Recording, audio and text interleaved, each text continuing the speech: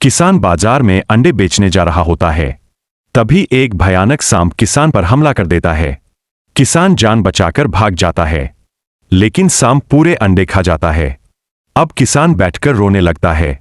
तभी एक तोता यह सब देख लेता है और किसान के पास आता है। किसान को रोता देखकर तोता को बहुत बुरा लगता है। फिर तोता जंगल जाता है, जहां बहुत सारे अंडे होते हैं।